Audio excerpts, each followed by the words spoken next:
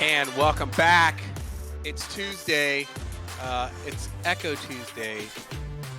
Hoodie Tuesday. I'm sorry to see that everybody else on my fellow casting mates decided not to wear their hoodies, but I mean, it's okay. I'm sorry. There's no judgment here. I feel like I sent out the memo, but nobody read it. I mean, it's cool. It's whatever. But tonight we got our second matchup. Tonight we've got the Aspen Sparrows versus the Scottsdale Slither. Scottsdale Slither coming in at 7-4.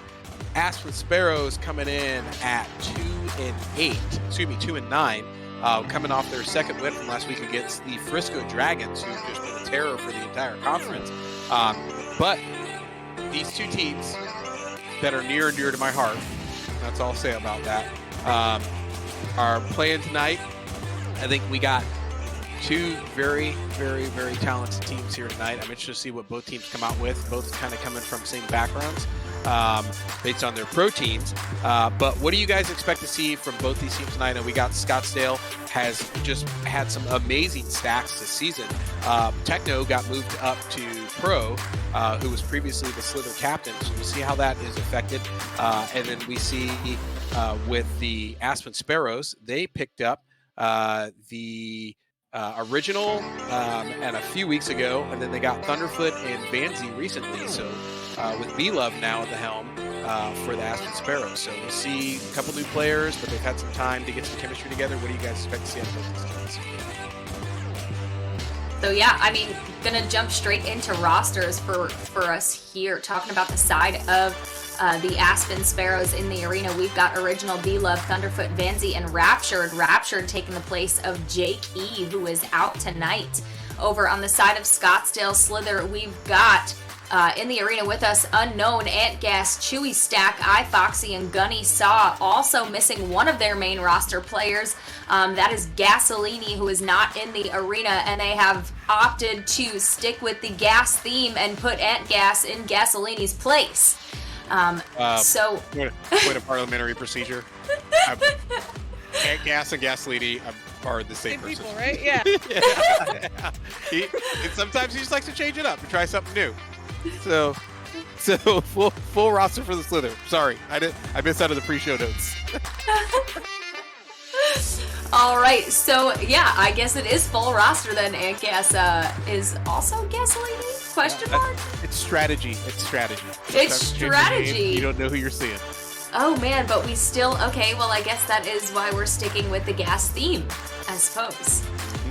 But yeah, definitely isn't going to play too much of a big role here. We did just have a dropout. I suppose someone's fixing their hardware here for the side of Aspen Sparrows. Not going to play too much of a big role though, because we know that when we're looking at AAA, you've got a 5-man roster. You've got 4 players in the arena at all times, so they can technically still run with a roster that they know and they're comfortable with.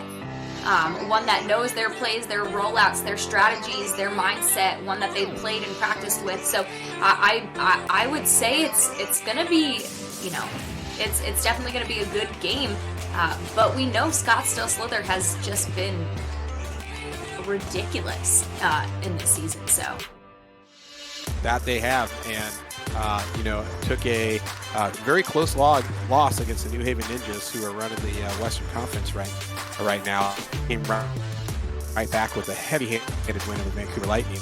Sparrows, based off of some of their new trades, came back and won squarely over the Frisco Dragons by 10 points. So obviously those trades made a difference for them. They're working them into the team. Over to you, Cy. What do you expect to see out of the Sparrows, and who do we got in the arena for them? I mean, to be honest, I'm not totally sure what we're going to see out of the Sparrows. As you mentioned, coming into this, they're coming in with 2 wins. I think you said 8 or 9 losses. Either way, I don't think that record is going to be indicative of what we see from that team, from this team this evening.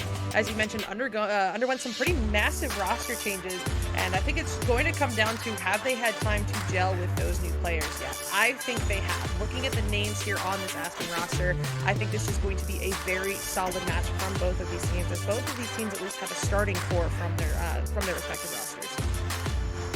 There you have it. And as both teams get ready up here, Queen, back over to you.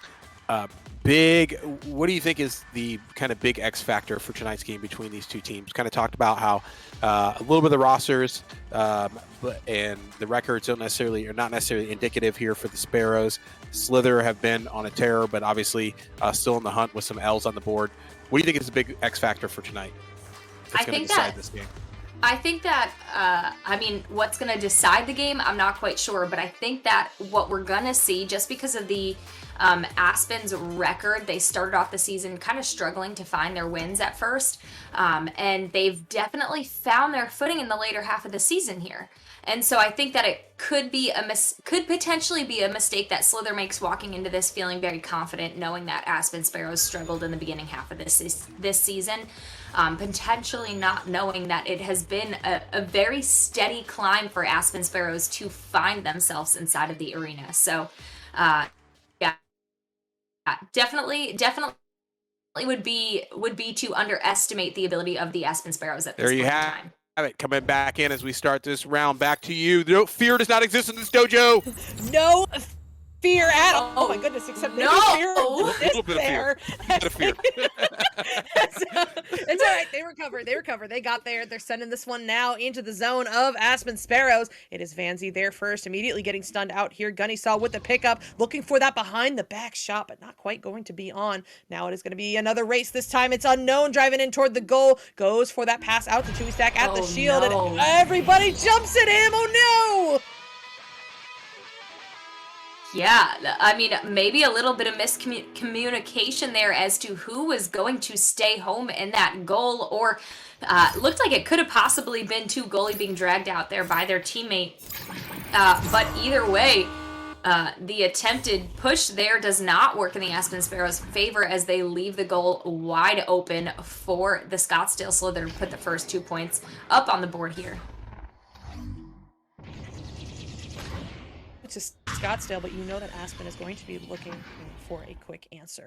This one's going to be picked up now by Gunny Saw, in his own zone, sending this one out, bouncing into the trap, back into his own hands. Just a complicated self-pass. It's all under control, ladies and gentlemen. Now sent across the arena into the hands of B-Love, taking this one to the floor, doing some moves to keep it away from Chewy Stack before sending this one forward. I think looking for Vanzi, but a lot of back and forth going on in the popcorn area. It's Thunderfoot there first, just sending this one through to get it out. Bouncing now to the floor, into the hands of, it would have been Vanzi, but a little bit of a misread. Instead, it is Original there first, looking for that pass to B-Love, and it was close. But he does get stunned out before he can finish the job, and is now going to be cleared through back into the Aspen zone, just outside the bubble.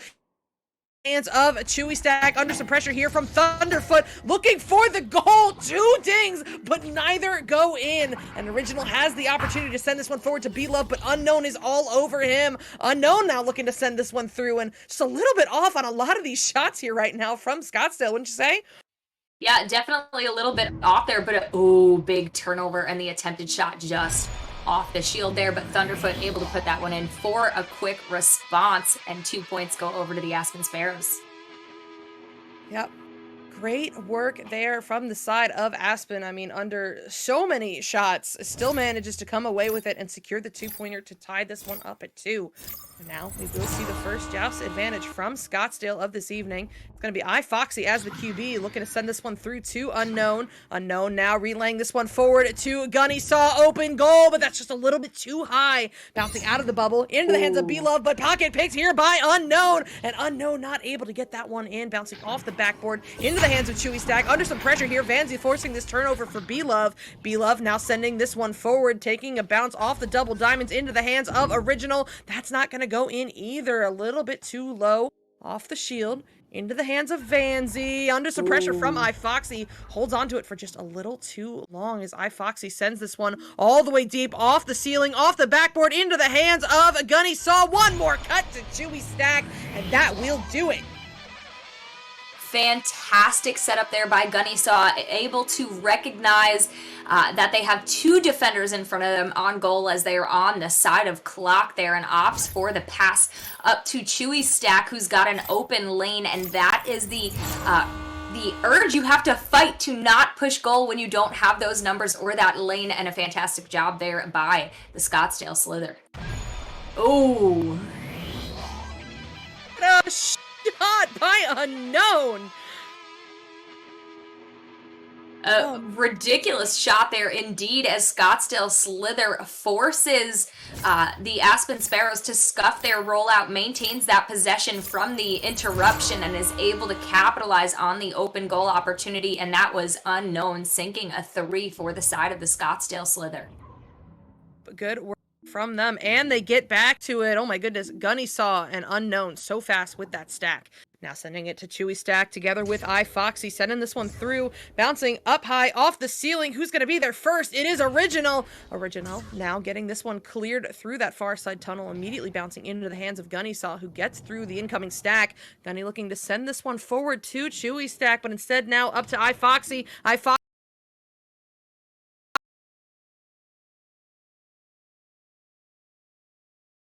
is another two indeed, and we know the chemistry between iFoxy and Unknown are just, it is impeccable there. It is not wise to leave Unknown uncovered at clock there. Well, iFoxy's got the disc. They've got that that little sense of what is that, a seventh sense? You have 6 senses, 5 senses? We don't have to talk about it because B-Love just sank a 3 from 14 meters out. They have that certain, I don't know what. They have a sense. I don't know how many. Do you have 7 senses? Do you have 6 senses? Well, I don't know the typical, but they have one more.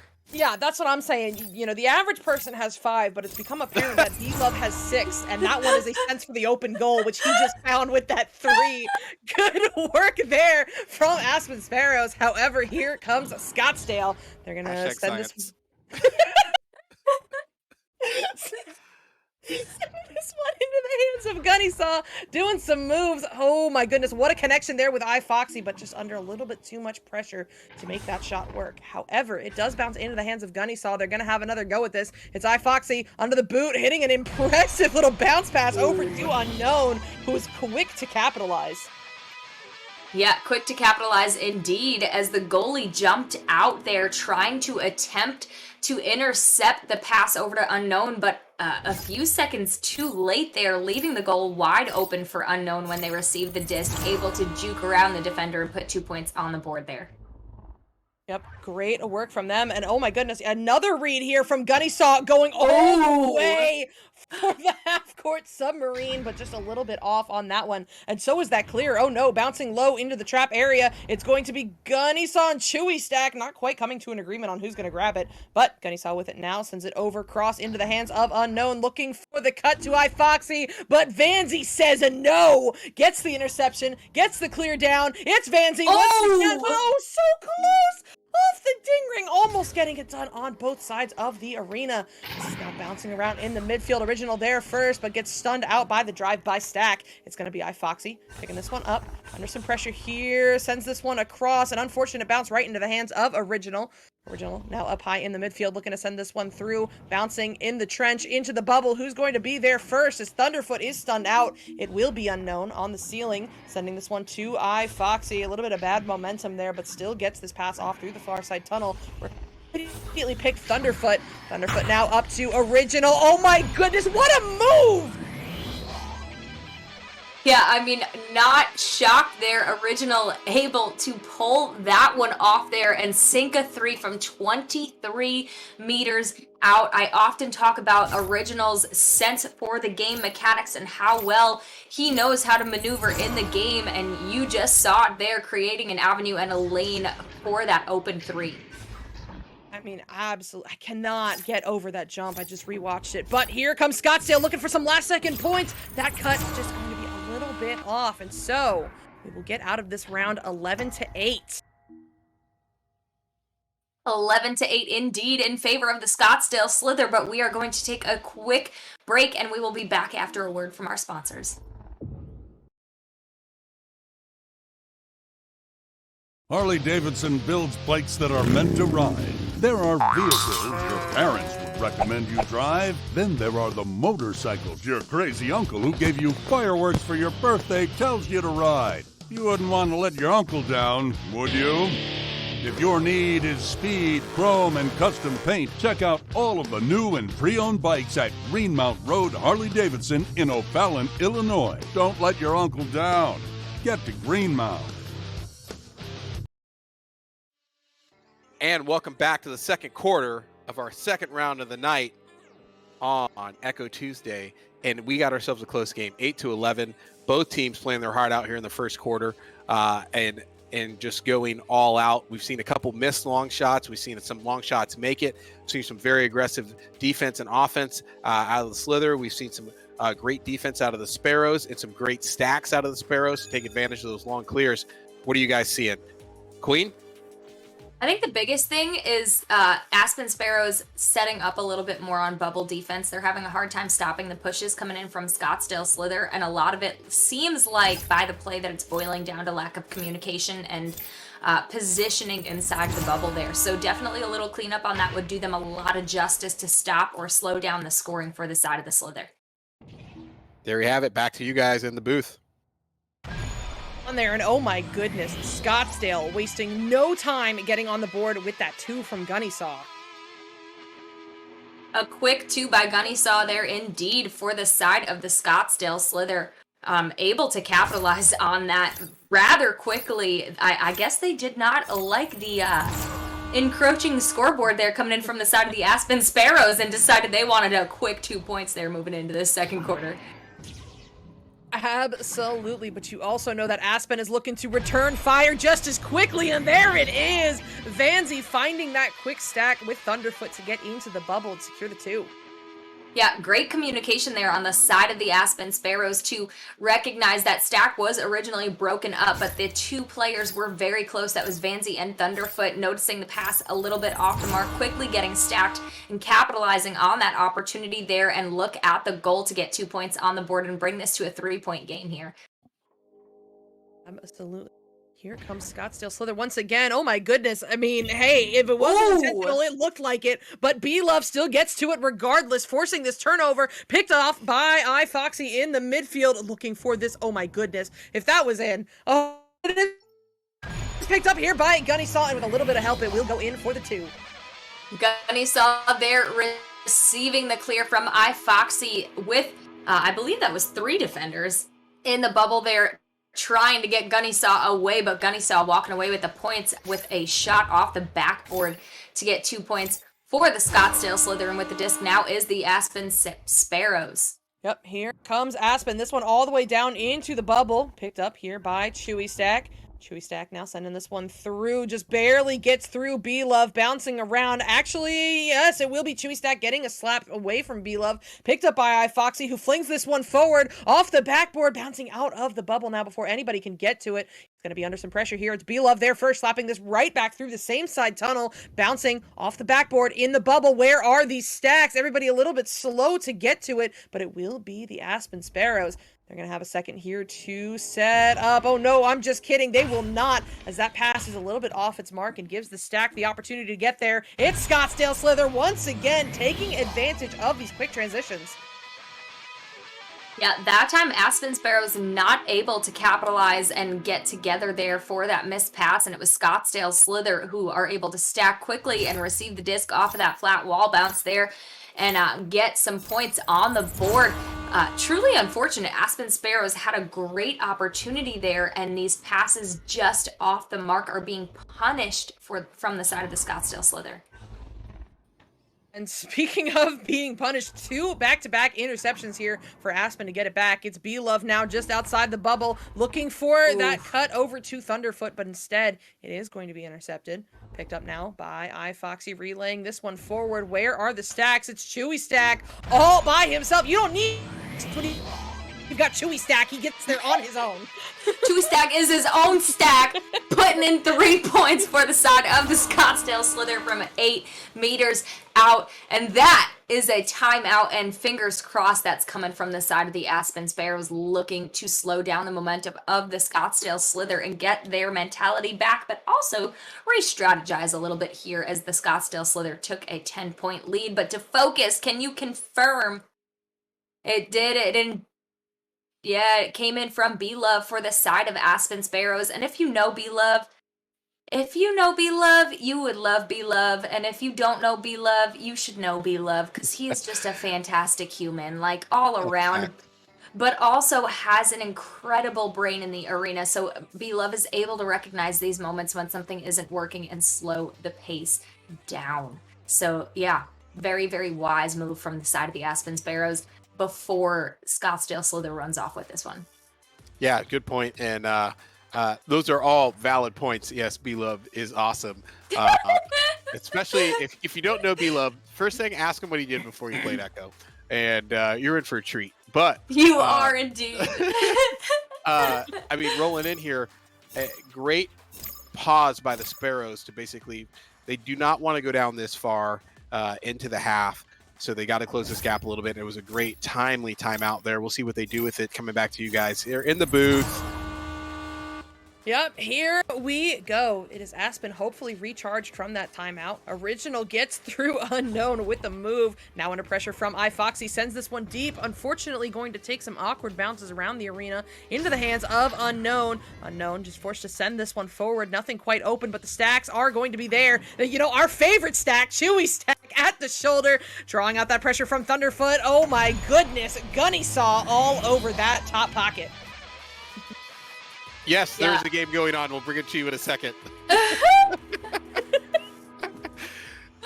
Oh man, Gunny Saw was the 1-2 put the points in there off of a pass from Chewy Stack to get 2 points on the board for the side of Scottsdale Slither. The timeout not really working in favor of slowing down the momentum of Scottsdale Slither, but the question is, have the Aspen Sparrows rerouted their approach here enough to get some points on the board and change the pace a little bit here in the game? Yep. Oh! I'm gonna say, are you watching? Vanty's like, excuse you? You know, I've played with Vanzy. That's 100% what he sounds like. Yep, don't question it. Don't fact check me. That's what he sounds like. But yeah, I mean, seeing that open goal and very happy to take advantage of it with a 3-pointer, it will get Aspen to within 9.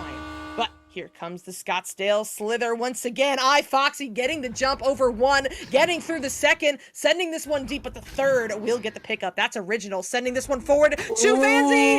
Not quite gonna get the encore though, as that goes off the ding ring into the hands of Unknown. Unknown now slowing this one down before sending it through. The stack is together. It's going to be Chewy Stack. Open goal. He's taking his time to line that one up, but unfortunately will not go in. Instead, bouncing into the hands of Thunderfoot.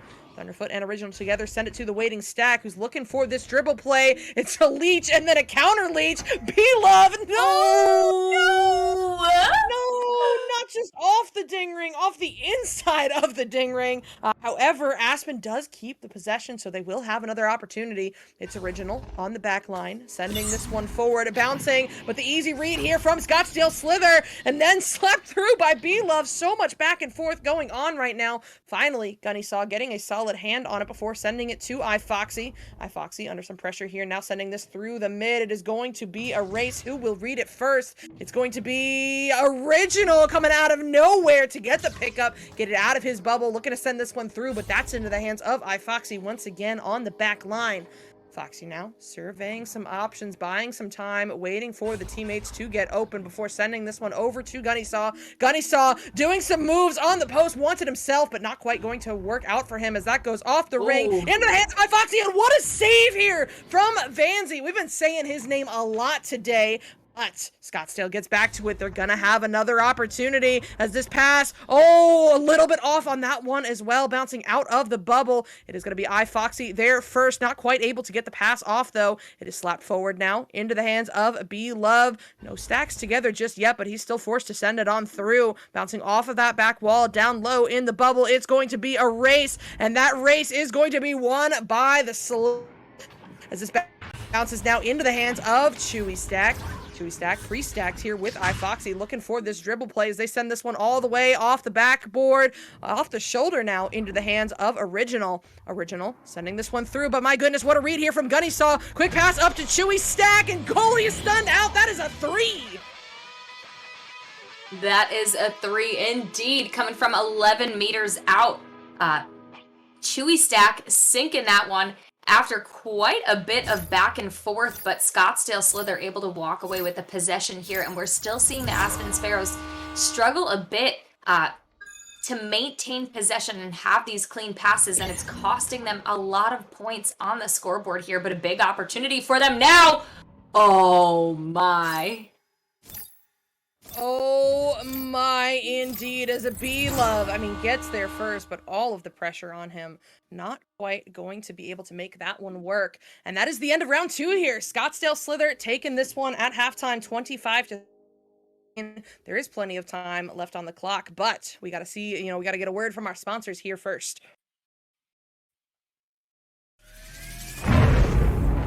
Hold on a minute. Did we hear that right? Dodge is making an electric car? We're talking hypothetical, right? Surely you jest. Dodge? You mean the people who devised the legendary 426 Hemi and sunk it into a sublime missile? You mean the Dodge that created the Hellcat Red Eye and the most powerful muscle car in the world? Makers of the 840 horsepower wheel-standing Demon? Why on God's green earth would Dodge ever build an electric car? Anybody? Any thoughts out there? Hello?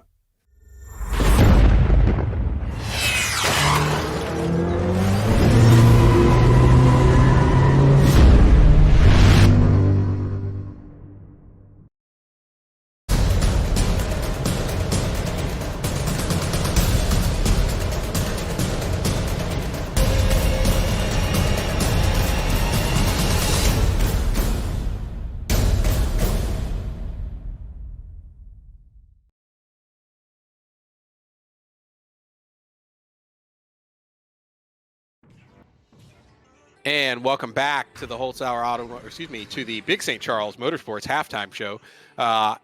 Don't forget, all season long, Nepa is going to be issuing NFTs. Anybody shows up to live broadcast and fills out the claim form with your password. The form can be found at www.nepavrpro.com/NFT. Each week, we're going to be highlighting a different team. As the NFT logo, show up and you can collect all 16 each week. The more you collect, the more potential awards you can unlock. The deadline to submit that form is 9 p.m. Eastern on Sunday, August 28th. And this week's secret password is the stack. Jucifer, holler at me in direct message if there is an issue with getting the claim form set up, and we'll get it figured out. But don't forget, you can win a bunch of great things, as always. And if you missed before, we had some of our star NEPA players get interviewed by Red Bull Otherworlds on their YouTube, Twitch, and Instagram channel, and Twitter. We had Venom, Rox Titan, and then who am I forgetting? Jaywalker, thank you very much. Venom, Jaywalker, Rox Titan got interviewed. You can catch it on the Red Bull YouTube channel, the TikTok, the Instagram, and Twitter. It's been posted since today. It's pretty awesome if you guys haven't seen it. They really take Grand Poobah on a walk through Echo and really talk about where Echo's come to so far and what the game's about, and really break down the basics. And it was just cool to kind of see him get in there and really be kind of struck by how awesome Echo is, how physical it is, and how much fun it is.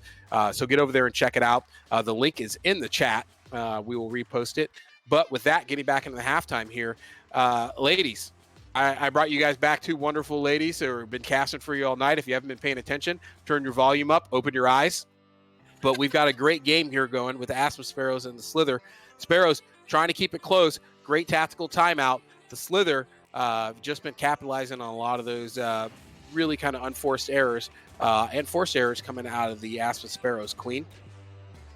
Yeah, I mean, Aspen Sparrows, I think their biggest thing defeating themselves right now is their passing. They're doing a great job in bubble defense. They're causing turnovers. It's not like every single shot is going in. They've got some great saves on the board that are not registered, right? Oh no, we've got 2 registered, but yep. Definitely struggling on passing when approaching bubble offensively. Everything is everything is just not hitting the target, and they had a few times where they were able to recollect on those moments and maintain the possession, but a lot of times it's forcing a turnover because Scottsdale Slither stacks are racing in here. So cleaning up those passes will do them a lot of justice moving into this third quarter.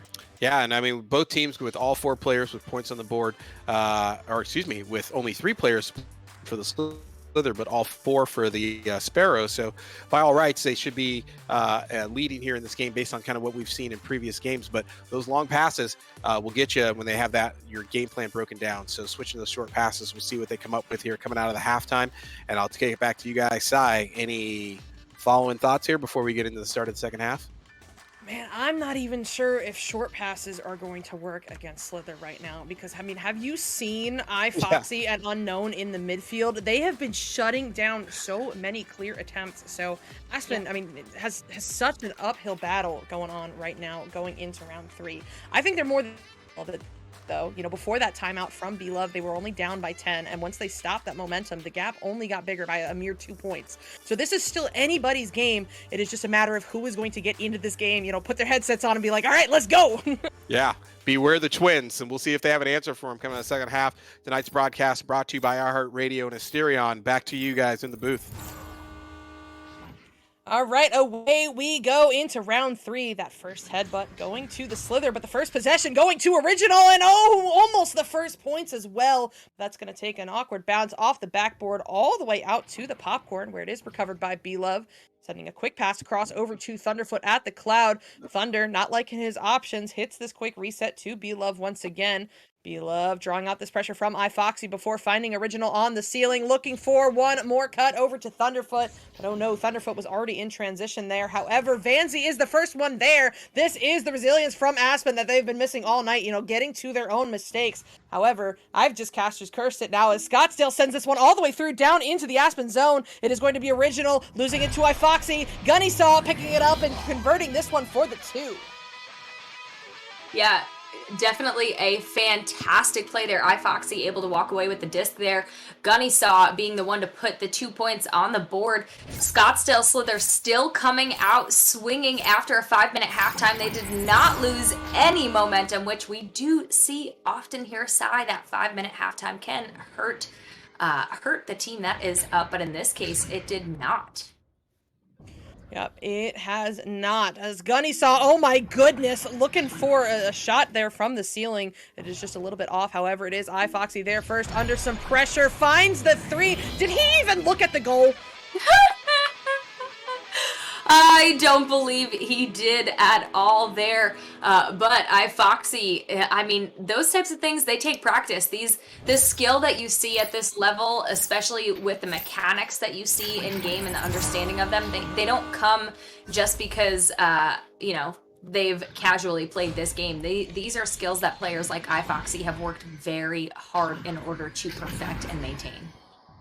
Yep, absolutely. But here comes Aspen looking to drive into the bubble once again. The reset back to Original is good. He'll take this one to the Pac-Man before hitting this cross to B-Love. Oh no, a little bit off, and it gives Chewy Stack the opportunity to get there first. He's going to send this one through, all the way through into the Aspen zone, bouncing off the wall into the hands of Vanzi. Under a little bit of pressure here from iFoxy, he'll send this one up to Original. Original looking to relay this one forward to B-Love. B-Love taking the ceiling shot. Oh my goodness, B-Love from 40 meters out. B-Love going for that ceiling shot, making it in, and honestly, that is what the Aspen Sparrows needed here. That's 3 points going over to their side of the arena, now bringing it down to, I think, a 14-point lead. Nails, did I just do it? Did I do it? That's a lot of math for me. He's muted. I bet you he's talking and he doesn't realize he's muted. But, yeah, I think I did it right. So, like, kudos to me. But Disc is now Also, in the hands. Yes. There he is. Correct on all counts. Oh my, all right, here we go. Yes, indeed, a 14-point lead, but you know, both of these teams, it's changed that one way or another. It is going to be bouncing into the hands of Unknown, a beautiful slap into the bubble. However, Vanzi is home for the quick pickup. That's going to take an awkward bounce off the Cloud on the attempted clear, and it's iFoxy on the ceiling doing some moves. Oh my goodness, quick pass looking for Unknown, but It is going to bounce into the hands of B-Love instead, sending this one all the way down through the tunnel, bouncing to the floor where it is recovered by iFoxy. Once again, the stack speed has been crazy tonight from the Slither. He'll send this one all the way through, bouncing now into the hands of Original. He'll send this one forward. It's B-Love. Goal is not open. Gunnysaw is in that lane, but they will push on forward as B-Love passes this one over to Vanzy. Vanzy looking to hit him back 1-on-1, and he will win it. That's another 2 here for the Sparrows. That is indeed, and a little bit of a momentum shift here. Aspen Sparrows able to capitalize, shut down the attempted push-up bubble there from the Scottsdale Slither and capitalize on that clear in a 2v2 with a little give and go to get 2 more points on the board, and it was B-Love putting those 2 up. Oh my goodness, what a dusty there from iFoxy on the just advantage. Gets this one sent up to Gunnysaw, now to Chewy Stack, and Chewy Stack making quick work of that one for the return fire for the 2. Yeah, and for anyone watching who does not know, if you've never been in the game, if you are approaching a goalie who is inverted in the opposite direction as you are, it does make it a bit hard for the goalie to read the shot there. So Chewy Stack making a wise decision, inverting upside down there, well pushing bubble, but gets that shot off on the goalie who is right side up, and it is a bit hard there as Gunnysaw pulls this one slowly and casually into the goal for 2 points for the Scottsdale Slither. Yeah, I mean, the stack from Slither tonight have been just incredible. Quick to react, quick to stack, quick to get down there, and quick to convert. The spare guy to find a way to work around that. As here they come with another joust advantage. Original showing off some moves of his own, getting through that incoming stack to send it to Thunderfoot. Now across to B-Love. B-Love sending this one forward into the hands of Vanzy. Open goal. Oh my goodness. So close there, but not quite going to go in. Stolen away by Chewy, but B-Love forcing a turnover here. It is not done yet for the Sparrows. Driving in, finding the goal. Another 2 points. Yeah, a great job there.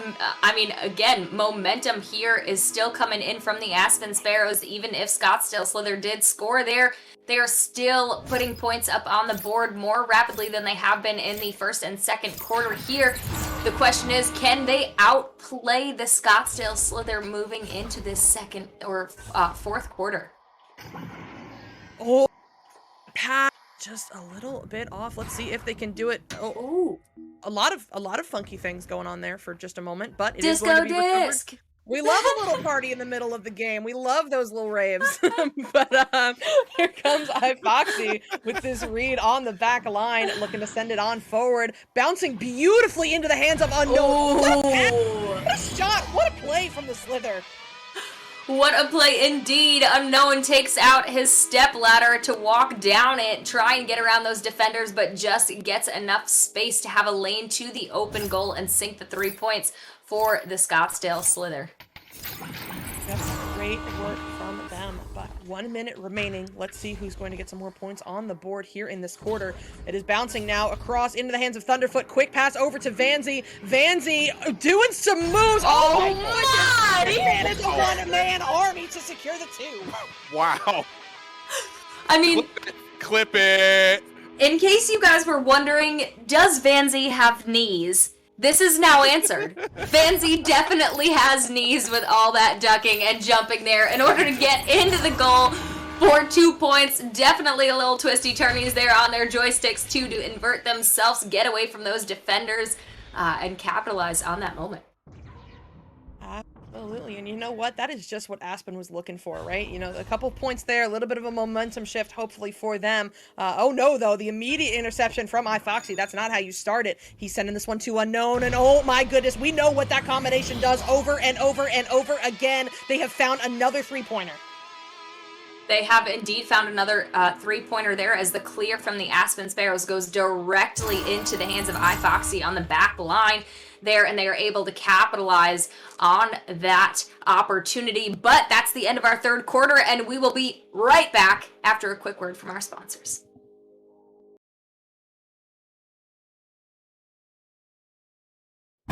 If you really want to find out what you're made of, you can forget the personality tests and social media quizzes.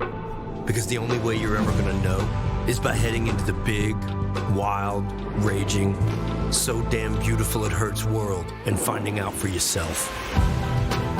Were you born to follow a path, or were you born free? These are the things we thought about when we made the new Grand Cherokee. Made for what you're made of.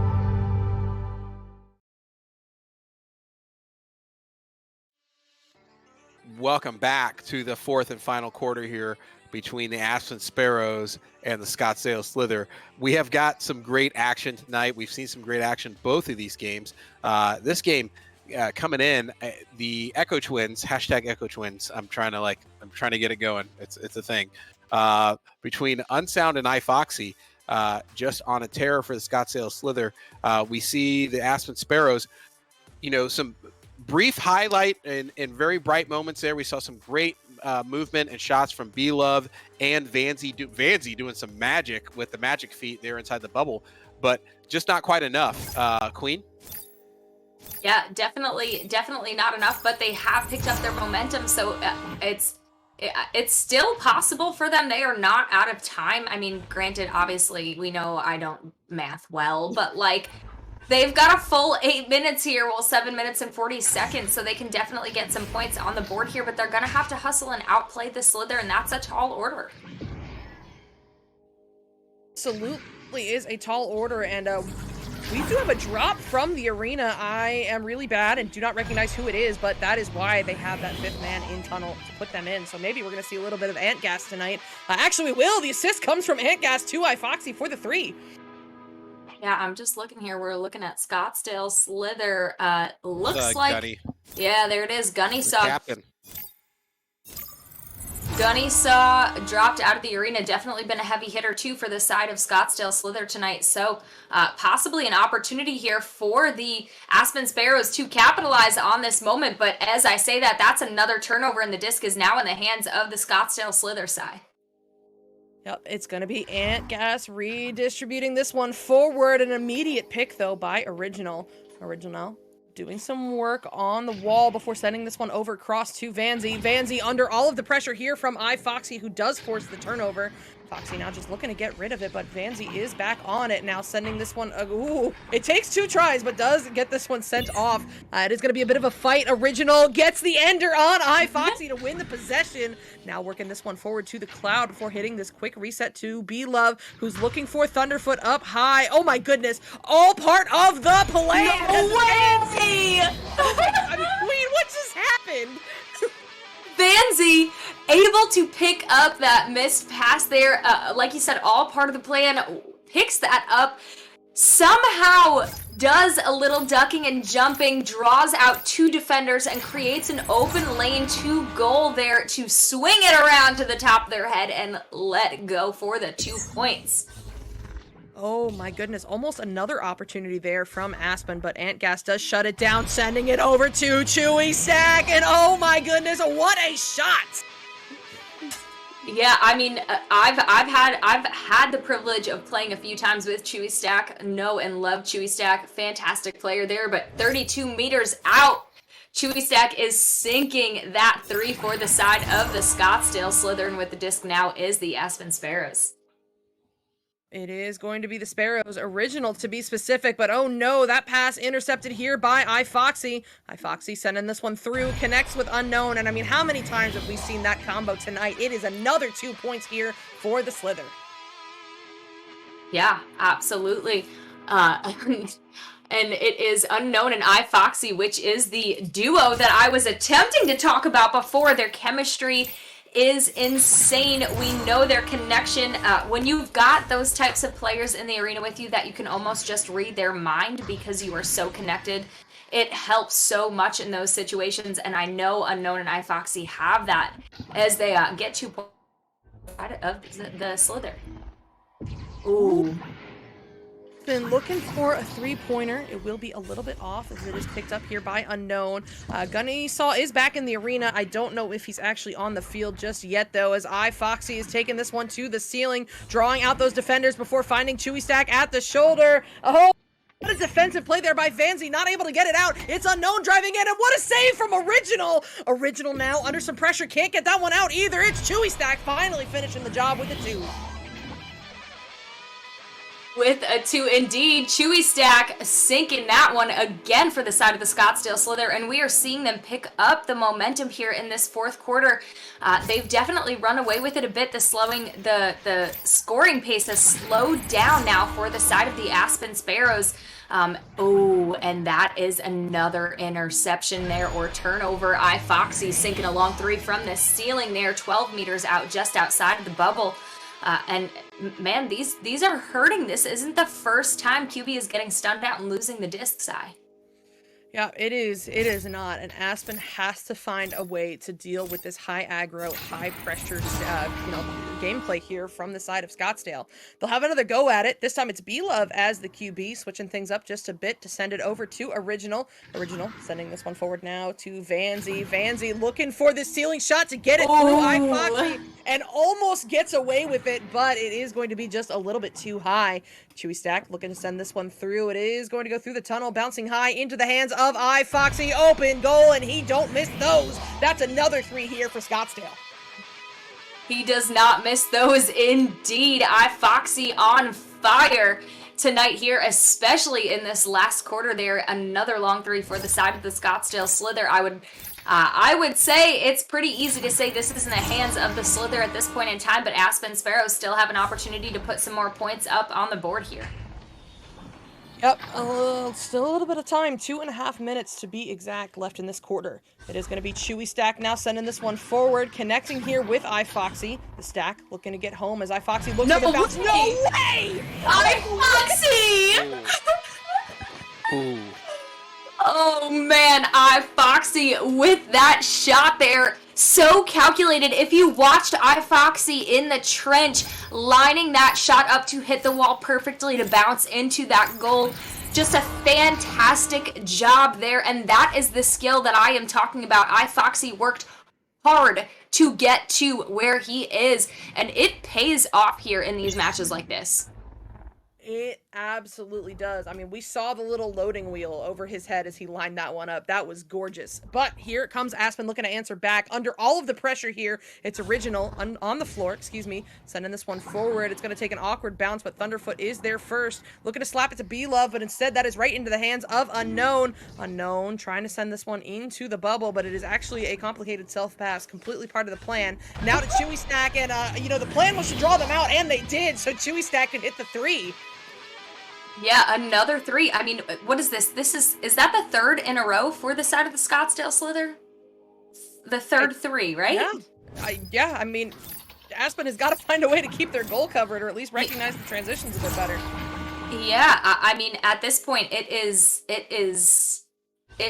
hurting, and these types of things hurt your mental. They've still got a minute left to play. They can still get some points on the board. They're gonna have to get home and guard that goal. Guard your sanctuary. Oh, Original. Oh no. Looking to drive goal there, but a big stop by Chewy Stack and a clear outside. Yep. Clear there all the way down into the zone of Aspen. It looks like it is going to be Unknown there first. Under some pressure, finds Antgas, and there we go. I mean, Antgas in the Gunnyslaw's back, but Antgas is still out and making a name for himself too with that one. Yeah, Antgas is here and doing work. Lots of interceptions, lots of pickoffs there in the bubble defensively, but putting points on the board too. Definitely a fantastic job, and a great job there coming in from the captain of Slither to keep Antgas in there and not stop the momentum after Gunny Saw has probably been a little bit cold there for a few minutes while they were getting back into the arena. Yep, probably, and now taking seconds, game over. It is going to be Scottsdale Slither taking this one home over the Aspen Sparrows, 64-24. 64-24 indeed, and Scottsdale Slither walking away with a giant win here. Nails, did you see anything that stood out to you? I mean, I just saw the Sparrows really keep it close there at the beginning, and then I think like you were talking about, just a lot of those kind of scuffed passes, so getting through, and very, very extremely aggressive offense and defense coming out of the Scottsdale Slither, and those open threes that iFoxy and Unknown were just collecting on, and Antgas as well. that were collecting on the Sparrows really just widened that gap, and then it just became too much, I think, for them to overcome. They were getting some 2s and 3s here and there, but the long 3s they needed to kind of close that gap down and kind of keep the Slither on a leash. They just weren't connecting on those, and those passes really getting broke up. Those long clears across the center, especially at level, like at arena level, long passes across the center, especially against a team that's running very aggressive defensive stacks, are going to bite you every time. And I think it just took a while for, I think, the Sparrows to kind of figure that out. And by that point, it was a little bit too late because they had opened up the lead by so much that the Slither was just playing kind of with reckless abandon, right? Like they had such a lead that they could just go anywhere, do anything, and bring as much pressure as they wanted. That's what I saw, but what did you guys see? Yeah, I mean, I couldn't personally agree more. I think that that's spot on. A huge thing for the side of the Aspen Sparrows was those missed passes. Definitely was a big struggle for them. They weren't able to maintain that possession for a long time or actually get a good push on bubble, because a lot of times it was their first or second pass when they finally made it down to the Slither end of the arena that was either just off the mark or well off the mark, and no matter what the situation was, Scottsdale Slither was ready to punish them for that mistake. Yeah, and it's so difficult, I think, we see that a lot with teams where they start to get down in points. They're starting to take that extra 1 or 2 seconds to really dial in that pass, really dial in that shot. And when you're playing with a team that's very aggressive, and we've seen this out of other teams, Frisco Dragons being one of them, when you take that extra second and you're playing with a very aggressive stack defense, you don't have that time, right? That extra second forces a turnover. We saw it so many times where as they were getting rid of the disc to pass, they get stunned out and the pass goes wayward. As they're getting ready to take a shot, they get stunned out and the shot goes wayward. And it is something very, very interesting about this sport is that mental dynamic that starts to happen, and you get into those kind of that kind of second guessing where you're trying to take that extra amount of time to make sure that this shot is on or make sure that this pass is on, and then it gets broken up. And if you had just sent it, right, you would have gotten the disc away and we could have worked it out based on if the pass was a little bit off. But that was really biting them, I think, in the second half of the game. That's what allowed the Slither to kind of start walking away with it. Yep. 100%. You guys want to hear one more little funky statistic here that we have not discussed yet? Send it. Aspen Sparrows had more possession time than the Scottsdale Slither, which is incredible considering this point difference, and really, highlights the efficiency factor of Scottsdale Slither, where Aspen is, working so hard to work it up and down the arena, but as soon as Scottsdale, forces that turnover, they're quick to grab it and convert it for points. Definitely. Yeah. And that was, I mean, every time you saw the Scottsdale Slither get the disc, right, they were capitalizing on an open goal with those 3s, capitalizing on a long clear, and those pieces, right, like being able to have the disc, move it around at that turnover, catching the other team in that transition, especially when you have very fast stacks like the Slither have, they were able to capitalize on that all the time. And there's something that goes, I think, way underrated here is the efficiency that your team has when they have the disc. And the Scottsdale Slither tonight were about as efficient as a team could be with the disc when they had it, and it really paid off for them. I think the Sparrows, for their part, they had some fast stacks as well, but like you saw them a lot getting bottled up. The Slither were doing a really good job. They were kind of stunning out some of those stacks and beating and winning those disc races. But it was just, I think, a little bit much for the Sparrows to handle once they started getting down in points. And once that second guessing creeps in, like, that's a killer with fast teams. That is a killer. And I mean, that is something you can only get better at by, a lot of those drills, playing these fast teams and understanding when that's happening, so you know how to react to it, instead of, for their part, kind of trying to find the next thing that's going to fix that. And really, it's just get rid of the disc sooner. Right? Like, have a game plan going into, as soon as I hit this disc, it's going here, instead of, I got the disc, where am I going to send it next? That 2 seconds makes a world of difference. Yeah. Well, with that, what do you guys, who do you guys have for the Holzhauer Auto Motorsports Stuntman Award Player of the Game? And you can't give it to two people. I know there's a couple twins you guys are looking at, but Man, it's gotta be one. I'm It gonna gotta be burst one or my the other. bubble like that. Gotta be one or the I other. have my pick. Deciding. Oh, you have your pick. You go first. I mean, listen, if I could give it to both of the twins, I would, because they have been a lethal combination here this season. They have However, indeed. Man, Foxy in the midfield, shutting everything down, getting it done on both ends of the arena. He is going to be my player of the game. That was my pick too. I mean, here's my thing is Foxy was all over, stopping the attempted clears on the back line. Obviously also putting 15 points up, 8 assists. Like, where was Foxy not is the question, and the answer is he was everywhere. Like, there just wasn't a way to stop Foxy in this game. Had an absolutely fantastic run, and just a great example of the ability and skill level that Foxy has. So, my pick's also Foxy. There you go, iFoxy. iFoxy walking away with the Stuntman Award again here for the Scottsdale Slither. Great game to both teams. I know these teams scrim a lot, so that's something else that, like, I think when you have two teams that scrim a lot against each other, and then they come in the arena and play, there's not a lot of secrets between these two teams. You're not going to roll out something brand new, but also you're not hiding a whole lot that the other team probably hasn't seen. But at the same time, I know they were probably having a really good time in the arena, just playing with each other. We saw that just in the intensity of play between both these teams. A lot of the turnovers and stuns, some great moves from both teams. But shout out to iFoxy and the Scottsdale Slither for their win for tonight. Don't go anywhere. We got one more game for you. I know you wish it was like 6 more, but some of us have, like, I got to keep the light on. So I have like a bedtime. I got to get a job. Like real boring stuff. I got to do laundry. But in the meantime, for week 12, we got the New Haven Ninjas versus the Mulberry Reverb, and the Ninjas coming in hot and heavy at the top of the conference. So we'll see what they come up with. Don't go anywhere. I'm coming right back with the same 2 casters.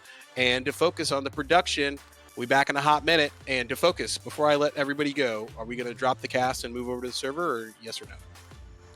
Okay, so another heads up. We're going to do a quick cast cut for the live feed on the stream, and then we're going to jump over to the server and start the stream right back up again. Thanks for bearing with us. Dude, computers are imperfect things. Sometimes computers do weirdness, and internets do weirdness. It's going to be a blip. I've been promised it'll be a blip, but not the bad blip from the Avengers, like a good blip. We'll be right back.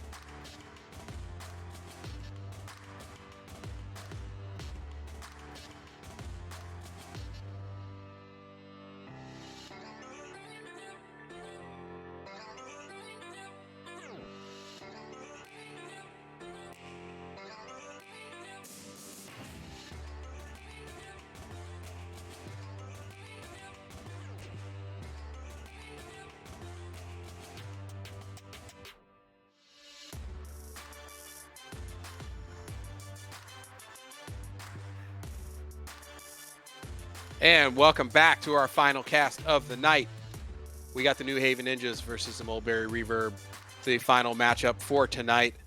Thanks for hanging with us and watching on another excellent Tequila Tuesday here for some Echo action.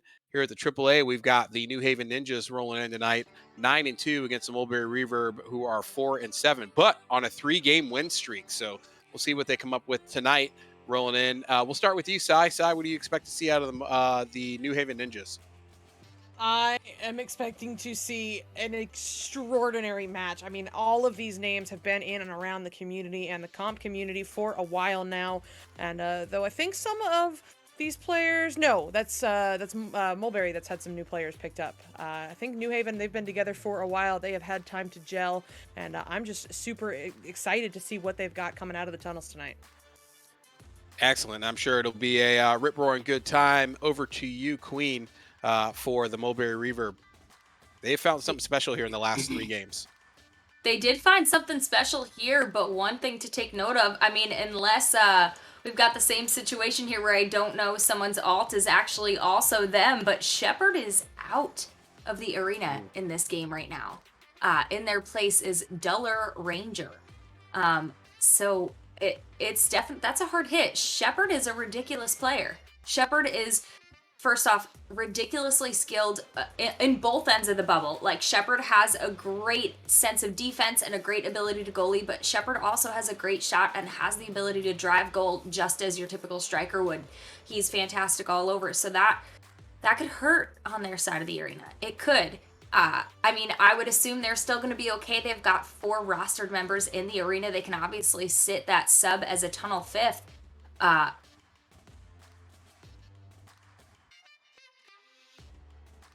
It's going to be a little bit of a shift here for them in terms of momentum, or at least a game plan. They're going to have to come in with a little bit of a different game plan just because of the way Shepard plays. That I would think they're gonna have to readjust themselves. And we'll see what they come up with. But I mean, as always, you know, these shifts and these changes in game plans, you know, if done right, can be an advantage, because we all know everybody's watching the other team's replays from all their previous games. You got to know what you're walking into. And when we get to game time and the players your players you're expecting to see don't show up, you know, that's got to change a little bit of your game plan. Obviously, the New Haven Ninjas, who have been doing very well this series, I'm sure they have a game plan for that. I don't know how much that'll affect them. But from Mulberry's side, they've got to learn how to play, or they've got to be able to play that, you know, seemingly disadvantage as an advantage for them, and how they can capitalize on that unknown and make it an X factor for this game against the New Haven Ninjas, who are very, very strong. And as both teams ready up here, I will kick it back to you guys as we get into our final matchup of tonight on Tuesday for the Echo AAA. And I timed that horribly. And back to you guys.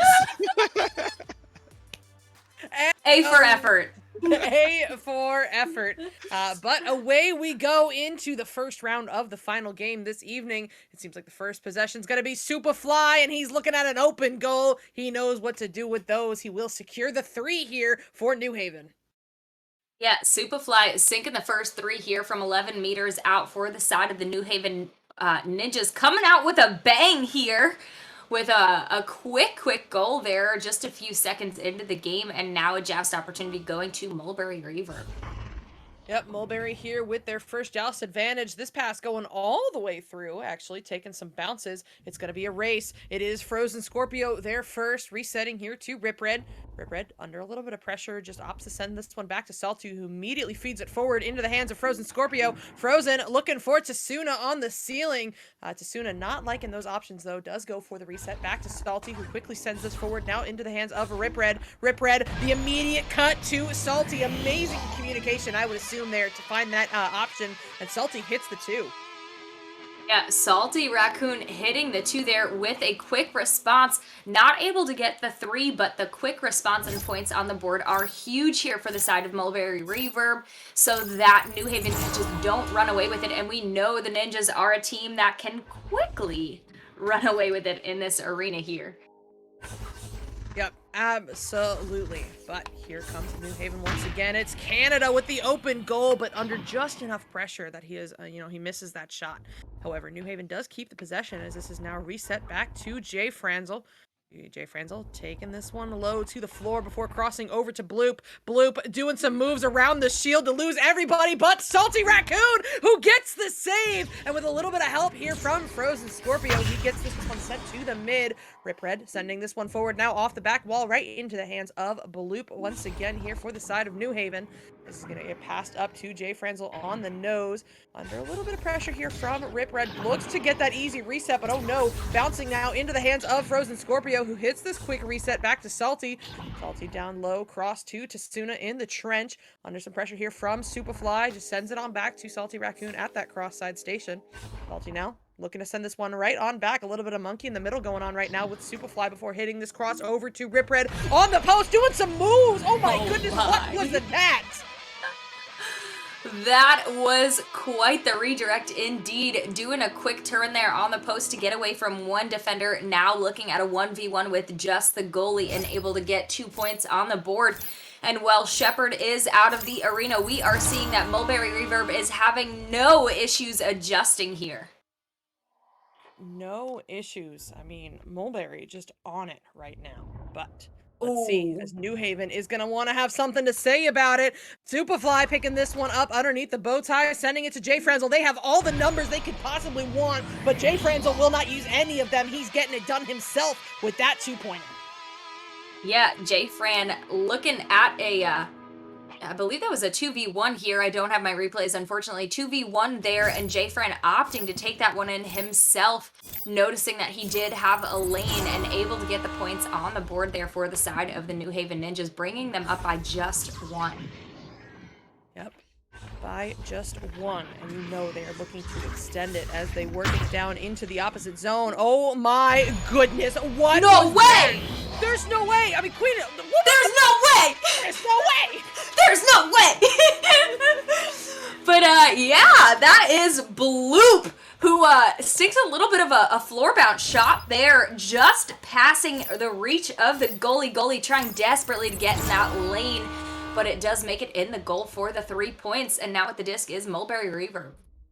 Yep, all the way now into the hands of Frozen Scorpio, working their way in, crossing to Tasuna on the ceiling, drawing out Jay Franz before sending it low, looking for Rip Red. Instead finds Frozen, who's under some pressure. The turnover is forced here. It's Breezebo picking this one up and sending it through the close side tunnel. The stacks are all together. Ooh. Oh my goodness, that was almost in all on its own, but with a little bit of assistance.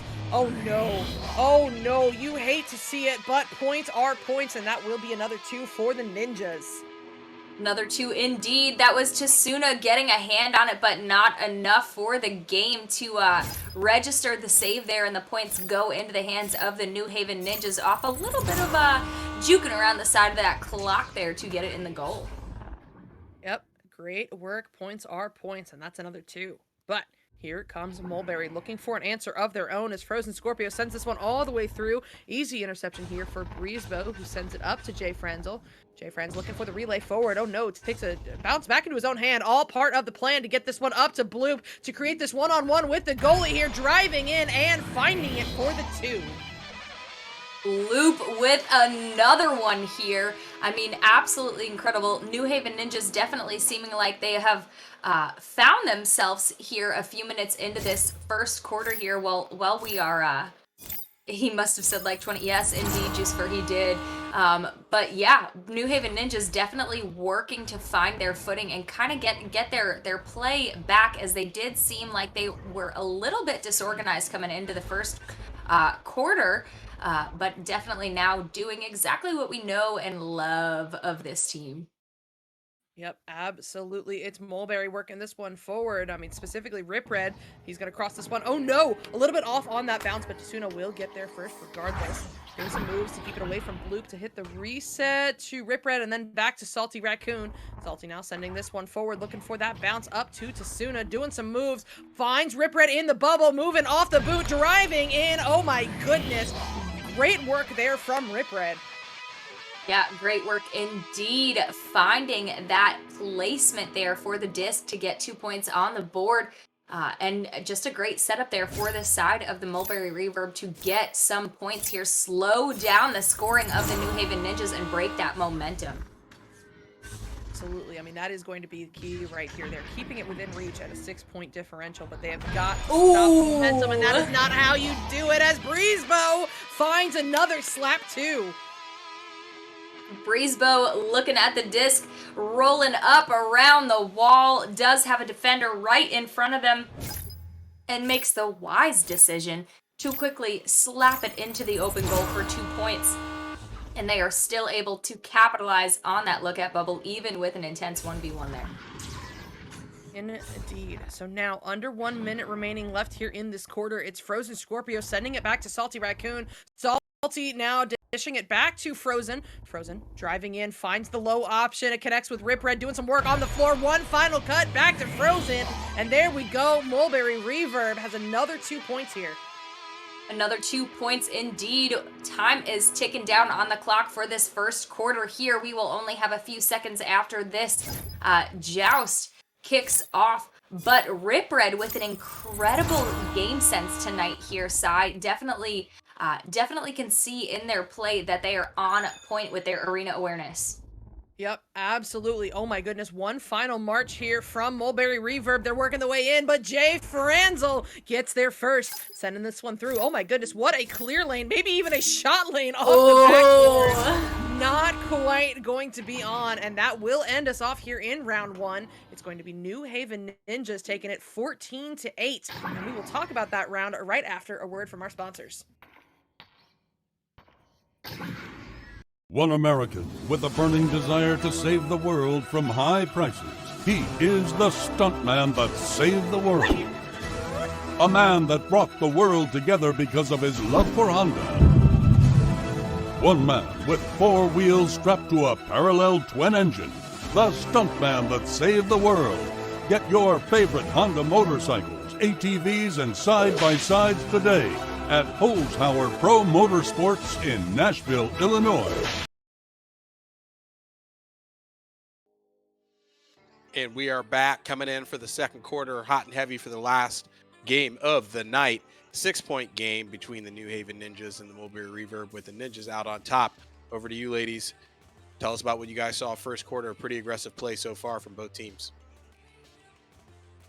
Yeah, I mean, definitely aggressive on both ends. Indeed, we saw New Haven Ninjas take a minute there to find themselves, but definitely did so towards the end of that first quarter there and racking up the points indeed. But on the other side of the arena, Mulberry Reverb are definitely finding what is able to work against their opponents here, which are the New Haven Ninjas, and they were able to get a decent amount of points here up on the board in the last minutes of that second quarter. It is still anyone's game, and Sai, over to you as first touch on the disc goes into the hands of New Haven Ninjas. First touch may have gone to the Ninjas, but first possession only for a minute over to Mulberry. Now it's Jay Franzel, quick pass up to Bloop under some pressure, driving in, looking for one more cut, but it will not quite connect. Instead, it is bouncing into the hands of Jay Franzel on the floor under some pressure here from Rip Red. Gets this quick pass off back to Breezebo, but Breezebo loses that battle with Rip Red. Rip Red not quite able to find the clear just yet, though. All of the stacks going at it, but it is going to be Rip Red there first, sending this one all the way through off the back wall into the bubble of New Haven. Breezebo getting home, getting this one picked up and slowing this way down. Has some time here to work this one up on the floor. Zach is going to get together here for Mulberry, but no pressure just yet, as he's just content to stick there at the nose before sending it through to Bloop. Bloop up to Superfly. Superfly gonna send this one back to Bloop. The stack, oh my goodness. I mean, that quick pressure is so dangerous here right now from Mulberry, but they do manage to pass this one around quite beautifully. Now Jay Franzel with this one, sending it up high, cross over to Superfly. One final cut to Bloop. My. What a play. What a drive there from New Haven. That was so pretty. I mean, the clean passing, what? That's not even a word. I'm sorry. Words are hard. It's getting late for me. I'm old. But what a clean pass play coming in there for the side of the New Haven Ninjas. The placement from all of the team members, they're absolutely incredible and able to capitalize there on that look at goal. Oh my goodness, and then New Haven, a repeat performance on that one, working it up the arena. What, great work there from Bloop. Great work again from Bloop. Bloop is on fire tonight, guys. I mean, Bloop coming out here ready to take a win, hungry for a win. Already 9 points on the board for Bloop. I mean, that is incredible. All of their other teammates have about 2 or 3 in the arena. Oh no, that was almost in for Tasuna, but off the ding ring. It's Rip Red with it now, passing this one high, cross to Frozen Scorpio. Frozen sending it back to Salty on the back line. And Salty's playing this one very, very slow, walking it up to Bowtie before hitting Frozen Scorpio, doing some moves. He's going to get stunned out and lose it, though. It's Bloop now with the pickup on the floor. Bloop looking for this clear through the far side tunnel. What a beautiful dime to Superfly, but Tasuna is home to deny the shot. Tasuna now looking to send this one through, but Jay Franzel has the read in the tunnel, sending this one low cross. Oh my goodness, what a read there from Frozen Scorpio as well, forcing this turnover, but Jay Franzel all over it. Now back to Frozen. This is just a fight in the midfield right now, but eventually the clear goes through, bouncing low into the New Haven zone. Who's gonna get there first? It's Salty Raccoon! Yeah, that was insanity, and Frozen Scorpio was not having it. He was not going to allow anyone in that arena to take that disc away from them. So stealing it back a few times, getting it cleared out there so that they can get 2 points on the board. And now with the disc is Bloop on the ceiling for the side of New Haven Ninjas. Yep, good patience there, drawing out that stack from Mulberry before getting that pass sent over. And now it's into the hands of Jay Franzel. Oh no, that one's going to be just a little bit off, but have no fear. It is a calculated self-pass. He'll then send it over to Superfly in the tunnel. Under that same pressure, sends this one low cross over to Bloop. Bloop looking for that cut. Oh my goodness, so close. And it doesn't matter if that one didn't connect because Bloop gets back to it for the 2. Again, another example. I feel like we are seeing it a ton tonight of how important it is to have good placement in the bubble, that you are not clumped up. That is what allows teams like New Haven Ninjas to have a missed shot or a missed pass and still maintain the possession there. With the disc now is Mulberry Reverb. Yep, awesome work here from the side of New Haven, but Mulberry is looking to answer back. I mean, they're still, 10-point difference. They're still keeping this one in reach, but they have got to start closing that gap sooner rather than later. It's Tasuna with it now, up on the ceiling, sending this back to Salty Raccoon at the bow tie. Salty sending it forward, back to Tasuna. One final cut here to Frozen Scorpio, and the stun doesn't matter. He still gets the shot off and gets the 2-pointer here from Mulberry. The 2-pointer indeed, and a beautiful push on bubble there, and that was Salty Raccoon, I believe it was, who received the disc, realized that the 1v1 wasn't the greatest opportunity for them, opting to back pass that one out. Oh, that was dangerous. Opting to back pass that one out, send it over to shoulder and shoulder to one more cut while the goalie is stunned to capitalize and get some points on the board there. Here comes New Haven once again, doing some work, trying to work this one down. The passes have been taking some weird bounces, but they still get back to it. It's going to be Superfly now on the back line, drawing out pressure from Rip Red before sending it over to Canada on the nose. Canada under the Pac-Man, working this one forward. Rip Red starting to creep up on him, so he'll send this one back to Superfly. Superfly still under pressure from Rip Red, finds this high pass. Oh my goodness, I'm not sure who that was for, but Mulberry Reverb is happy to take advantage of it, slapping it out right into the hands of Superfly in the trench. Superfly working his way forward, but doesn't like what he sees, so he'll send this one back to Jay Franzel. Jay Franzel taking this one to the floor, sending it over cross to Canada. Canada losing that one to Frozen Scorpio. That is the turnover they've been looking for, but oh my goodness, they're not able to find these clear lanes. I mean, Mulberry is struggling right now to get it out of their zone. Rip Red now taking a crack at it, but that's not going to go out either as Bloop gets there first. Bloop doing some work, finds his pass over to Superfly, the one-on-one. Oh my goodness, what a stun there from the goalie. It's Frozen Scorpio sending it to Rip Red, and finally, Mulberry has found this clear. It's all the way down into the zone of New Haven. It's going to be a stack race. Where are they? Frozen Scorpio, a 3 would be huge here, but a 2 also works. That's going to go in for Rip Red. That is, I don't know what happened there, miscommunication or mishandling, but Rip Red picking this one up after Frozen Scorpio lost a hand on the disc there, and Rip Red able to put 2 points on the board for the side of Mulberry Reverb, and 2 very important points before we move into this third quarter. Here we go. It is going to be New Haven working this one forward. Superfly in the tunnel, sending it low cross to Jay Franzel. Jay Franzel working this one up the nose, drawing out that pressure from Tasuna before finding Bloop on the ceiling. One Strandy over to Canada. Oh my goodness. Great work there to secure the 2. Great work indeed. Canada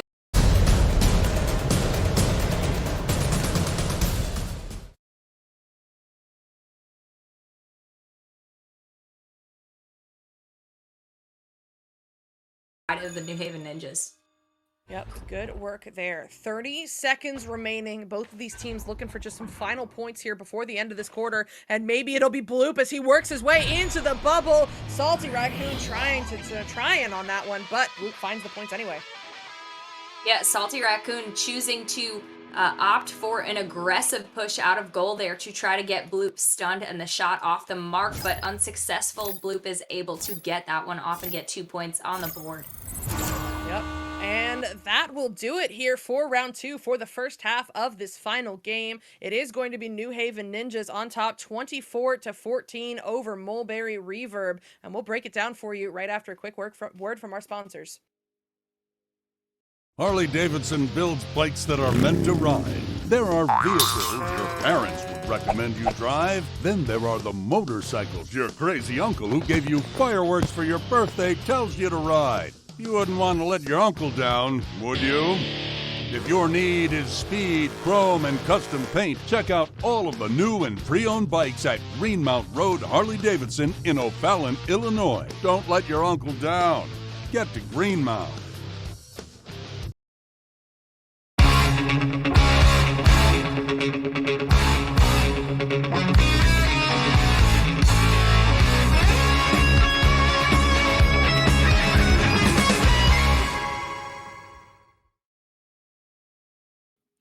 And we are back for the Big St. Charles halftime report. Big St. Charles Motorsports, they're the biggest. In case you didn't know, because you've been hearing it all season from me mostly, well, from everybody, but that's kind of what we do. Coming back into the game, 10-point game between both these teams. Looking at the stats, 50-50 possession between both these teams, but a 10-point difference. Queen, where's that 10 points coming from, even though these teams are clearly executing that arguably the same possession, or excuse me, a little bit of the same efficiency here with the disc? Yeah, New Haven Ninjas are, from what I can see, are just doing a better job breaking down the defensive wall on the side of Mulberry Reverb. Mulberry Reverb struggling a little bit more to have those offensive plays set up. They're relying a bit more on that like quick chaotic push, not recognizing the numbers advantages, not opting for the too many back passes, which we see New Haven Ninjas opt for a back pass often. That's a lot of their game, is slowing it down. So plus, I mean, when you've got someone like Bloop, I mean, honestly, it's not even just Bloop, it's Bloop. Typically you'll see J-Fran, in this case scoreboard is reflecting Bloop going off in terms of points, but everyone on that team has a good shot, and so that makes it hard too to shut down offensive pushes on bubble. It's different when you've got one person that you know you can shut down, and that is gonna slow down the scoring deficit. But if they shut down Bloop right now, they're gonna have J-Fran come out. If they shut down J-Fran, they're gonna have Superfly. Like, if they shut down Superfly, they're gonna have Breezebow. There isn't, even though Breezebow plays that back line, there isn't any deficit in inability to score and maneuver inside of the offensive bubble for the side of New Haven Ninjas. And that hurts. It really does. You know, it makes it very hard defensively for any team to figure out what to do and how to get all the lanes covered and all of the man coverage that you can. Yeah, and looking at the for the Ninjas, I mean, they've got all 5 players. Did I miss a drop? Did somebody drop and they have to put the sub in? Or was that just an intentional swap out? I mean, I don't think anyone dropped out. That had to be an intentional swap out, yeah. I mean, the Ninjas have all 5 players with points on the board, which to your earlier point, I mean, that is just everybody that's coming in is shooting. So I mean, from Mulberry's standpoint, they've got to be trying to figure out a way to shut down really 5 players now instead of 4, or even really 1 player, right? You want to be able to focus on 1 player that you can shut down, who's the main scoring drive for the New Haven Ninjas. But right now, they've got 5 players coming out and putting points on the board. Over to you, Cy. Big things here that Mulberry need to kind of change up here to close this 10-point gap as we roll into the second half. The way to get it cleared out of their zone. And it is, I cannot tell you how to do it on a team of superstars right now like the New Haven Ninjas, but they have got to find a way to do it. Once they're in the New Haven zone, once they're working around the bubble, they are finding some good successes. It is just a matter of, the onslaught here from New Haven has been so overwhelming when they are on defense, and even when they force turnover opportunities, the clears aren't going through because they're having to make them super quickly without a stack ready. So that is going to be the biggest thing here, is Mulberry's got to figure it out when it's in their own zone. And Queen, back to you. Right now, as New Haven, I don't anticipate a lot of changes for New Haven coming out of the tubes here. But what's something they need to watch out for rolling here into the second half that the Reverb could potentially close this out and use it against them? I mean, Reverb could benefit from literally just one pass. If you have an interception, pass to your own teammate before the attempted clear. It gives you a few more, in this game, milliseconds are huge. They are, literally milliseconds, not even just seconds, milliseconds are huge. So if you opt for one pass on your side of the arena, when you receive an interception, or, you get a player stunned out and you steal the disc, whatever it may be, that gives your team time now to, one, assess where a proper clear can go to make it through the other end of the arena, and then gives your other players time to stack up so that you can go capitalize on that turnover. So I think that could be huge for them here. And we'll see if they come back out with it here, and if they can derail this this wave of ninja fights coming to them. Back to you guys in the booth. Here we go. Round 3, 10-point difference, and the first touch goes to Mulberry. Frozen Scorpio sending this one all the way down into the bubble. Oh my goodness! I thought they were going to have the opportunity to get that one cleared, but Salty Raccoon says, give me that! Yeah, Salty Raccoon looking hungry for some points on the board here. Quickly coming out for the side of Reverb, Mulberry Reverb, sorry, backwards there. But to put 2 points on the board and just begin to, what's the word I'm looking for? Chisel away, there it is. Chisel away here at the deficit on the scoreboard. Yep, and the New Haven Ninjas are looking to nip that in the bud, returning fire quite quickly with a 2-pointer of their own. Yeah, and we've seen a few times here, Cy, that goalie for the side of Mulberry Reverb is opting for a quite aggressive push, especially from these players that are receiving the disc on backboard or on the clock or around the clock. And it's oftentimes not working in their favor, so maybe a little bit of a different approach there would be good for them. Yeah, perhaps, but here comes Mulberry once again. Oh my goodness, open goal lane, not quite going to go in, but Tasuna happy to finish the job with the 2. Tasuna absolutely happy to finish the job, and I would like to think it was not a missed shot, Cy. It was just a very calculated pass. You're so right. How could I assume otherwise? It was a very calculated pass to distract the goalie so that they could capitalize to get those 2 points there. 100%, but intentional or not, they will walk away with the 2 off that volley. But here comes New Haven. Oh my goodness, forcing the turnover here is this Mulberry stack, but they're not quite able to chase it down. It's going to be Jay Franzel sending this one up to Superfly. Superfly under a little bit of pressure here, goes for that cross over to Bloop in the trench. Bloop now goes for this high pass up to Canada. Canada walking it into bubble, finding Jay Franzel, and oh no! Goalie jumps out, but he finds the point regardless. Great work! He does find the points regardless indeed through the avenue of Jay Fran, who sinks 2 points on the side of the New Haven Ninjas, bringing this one back up to a 10-point lead now with 5 minutes and 34 seconds left on the clock in this third quarter. Yep, and that is plenty of time. But this one's going to get picked off here by Superfly, sending it forward to Jay Franzel, eyeing up that open goal, but it's going to bounce into the hands of Salty Raccoon instead. Salty looking for this clear, ooh, maybe even a pass. Either way, it is not quite going to work. Just kidding, Rip Red gets the steal from Canada, looking to send this one in. It takes a high bounce now up into the hands of Frozen Scorpio, who's forced to just get rid of that one as he is under all of the pressure. However, it is Tasuna there first with the easy tap back to Salty Raccoon, at the station. Salty now walking this one forward. No pressure yet. Gets almost to the edge of bubble before he's forced to send it back to Frozen Scorpio. Frozen hitting this high pass to Rip Red, doing some work. Oh, what an no angle! way! Woo! Rip Red with the zero angle shot there, bouncing off the interior post of the goal and into the goal all the way. Does that make sense? I think it does. It does in my brain, and if you don't understand it, then get on my wavelength, please. Help me. But seriously, fantastic shot there by Salty Raccoon. Yep, great shot. But now it is Jay Franzel in the midfield here for the side of New Haven, finding this high pass to Canada. Canada looking to just send it back to Superfly under some pressure. It's Superfly in the tunnel now. Working this one forward. No pressure just yet.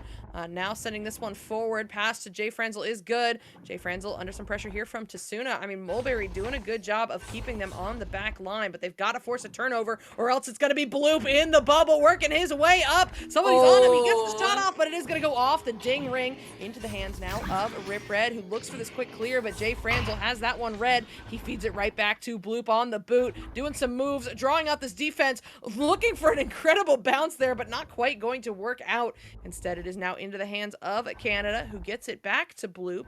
Bloop now feeding this one forward. Oh my goodness, what a find, what a steal, and what a counter steal, but it's Superfly coming out on top there with the 2.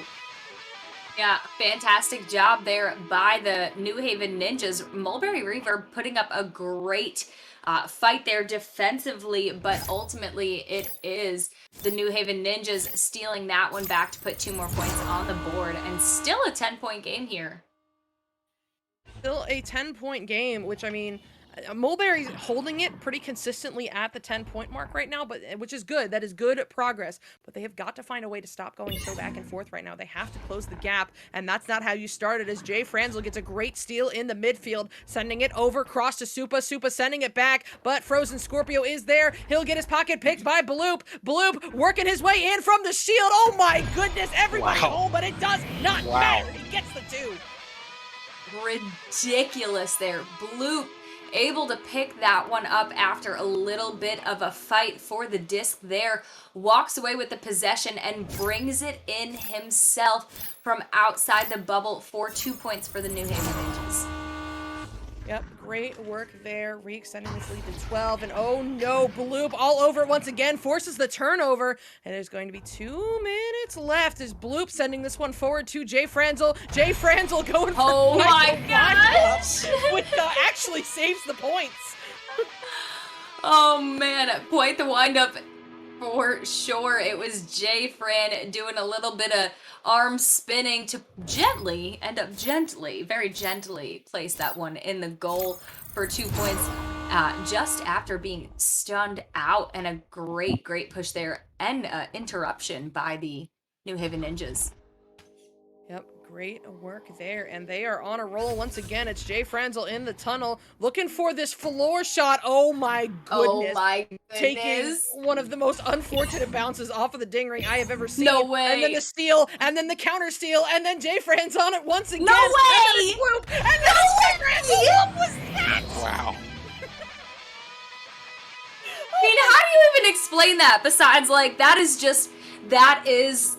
the skill and awareness that you need. It was like an attempt at give and go, but they didn't need to give and go. It was just like stun and unstun and be in that little sanctuary place for a moment with the disc.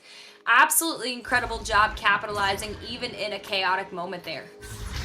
Oh my goodness, and now it is Bloop once again. These turnovers right now for the side of New Haven are killing Mulberry on their jouts.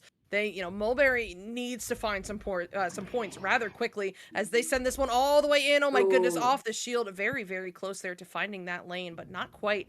However, Frozen Scorpio does get there first. No numbers in the bubble. They're going to have to bide some time here as they send it back to Salty. Salty feeding it forward to Rip Red. Rip Red looking for this low pass down to Tasuna. Now up high to Frozen Scorpio, and he swipes that one in for the 2.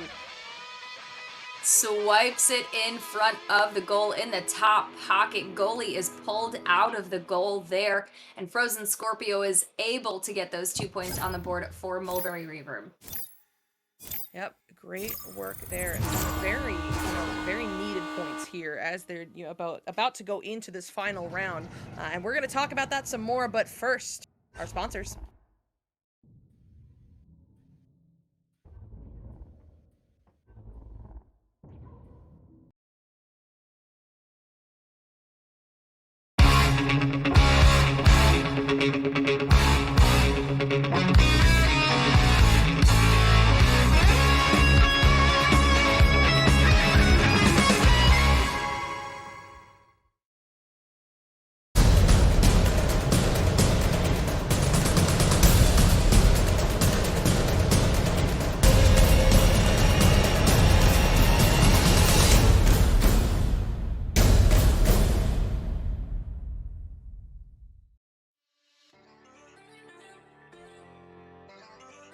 Of tonight's Tuesday Echo matchup, it is getting nuts.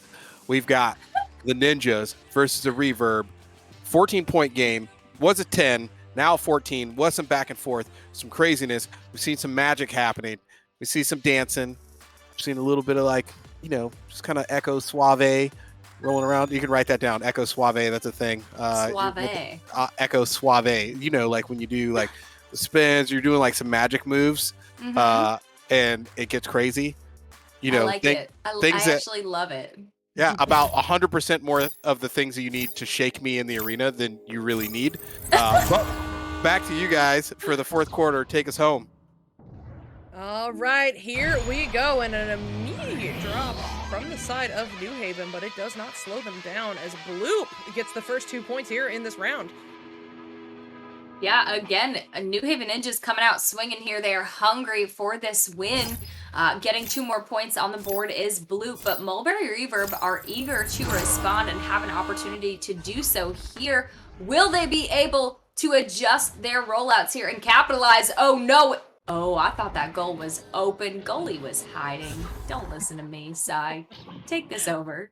Man, I hate it when they do that, but here too. comes Mulberry. Oh my goodness, what a find there from Tasuna. Frozen Scorpio securing the 2-pointer.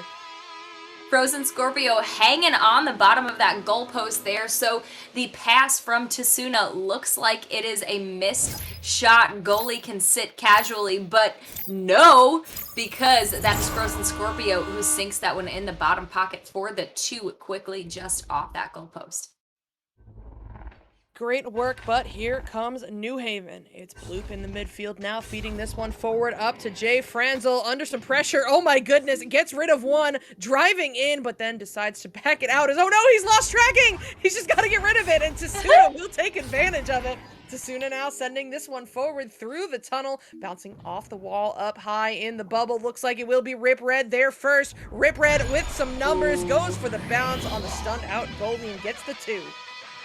Rip Red definitely having big numbers and great communication coming in from the side of Mulberry Reverb to let them know the goalie is stunned out. So Rip Red has the opportunity to put that one in the goal for 2 points off the backboard. Great work there, and I mean, Mulberry very much needed that one. But here comes New Haven once again. It is Superfly in the mid, sending this one forward to Canada on the floor. Canada thinks he's got the open goal, but man, them goalies, they be hiding tonight. It's Salty Raccoon sending this one forward, now up to Rip Red, who feeds it forward through the tunnel, up high into the hands of Frozen Scorpio. Open goal, this would be huge, but oh no, just a little bit off on that one. Bouncing instead into the hands of Rip Red, who resets to Salty. Salty going low cross over to Frozen Scorpio, but under some pressure there from Bloop, does lose it. Bloop with it now. Walking this one forward, no pressure yet. Oh my goodness. Not quite gonna be on as Superfly picks this one up after the ender. Superfly feeding this one forward to Jay Franzel. Oh my goodness. Was that a triple ender? I don't think I've ever seen three before. That was a triple ender. What in the world? That was ridiculous, Jay Fran. How?